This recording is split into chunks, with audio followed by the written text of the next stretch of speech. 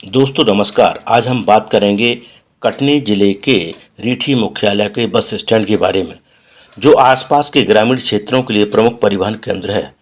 आज बदहाली का शिकार रीठी का बस स्टैंड बना हुआ है। यह बस स्टैंड न सिर्फ स्थानीय यात्रियों बल्कि छात्रों, महिलाओं, बुजुर्गों और सरकारी अधिकारियों के आवागमन का केंद्र है। लेकिन वर्तमान में यहाँ की स्थिति देखकर लगता है कि यह पूरी तरह प्रशासनिक उपेक्षा का शिकार हो चुका है। रीठी बस स्टैंड की सबसे बड़ी समस्या है यहाँ पर फैला अवैध कब्जा। चारों ओर ठेले, खोमचे, निजी वाहनों की पार्किंग और दुकानों ने इतना कब्जा कर लिया है कि पैदल चलने लायक जगह तक नहीं बची। महिलाएं, स्कूल के बच्चे और बुजुर्ग जब शौच या टॉयलेट जाने की कोशिश करते हैं तो उन्हें असुविधा होती है, क्योंकि रीठी थाना से लेकर रीठी हायर सेकेंडरी तक कहीं पर कोई शौचालय, टॉयलेट की कोई व्यवस्था नहीं है। पूरे बस स्टैंड परिसर में एक इंच जगह भी साफ सुथरी नहीं बची है। गंदगी, कीचड़ और कूड़े का अंबार आम दृश्य बन चुका है। बरसात के मौसम में यह स्थिति और भी गंभीर हो जाती है, जब पूरा परिसर कीचड़ और फिसलन से भर जाता है। यात्री बसों तक पहुंचने के लिए फिसलते गिरते दिखाई देते हैं यात्री।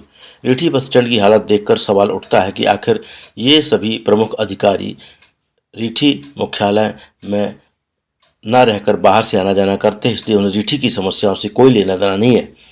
इसीलिए किसी की नज़र इस सार्वजनिक समस्या की ओर नहीं जाती।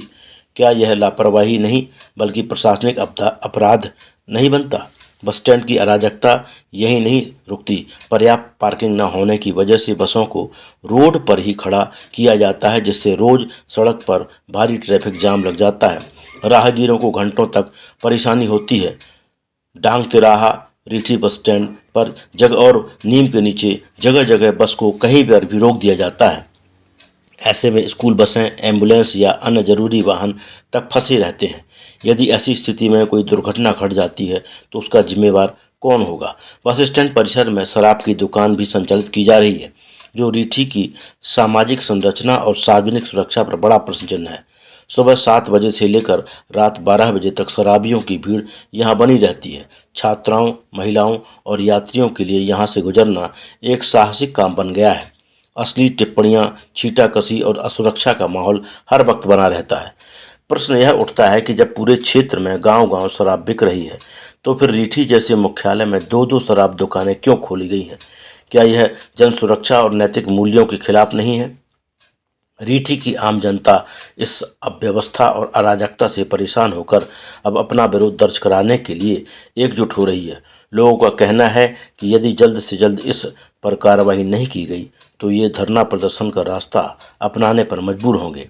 जनता की प्रमुख मांगें हैं: बस स्टैंड परिसर से अवैध कब्जे हटाए जाएं, शराब दुकान यहाँ से हटाई जाए, शौचालय व स्वच्छता परिसर बनाया जाए, बसों की पार्किंग के लिए नियमित व्यवस्था निर्धारित की जाए, शराब के ठेके बंद किए जाएं या उन्हें मुख्य परिसर से दूर किया जाए, स्थानीय प्रशासन की नियमित निगरानी सुनिश्चित हो।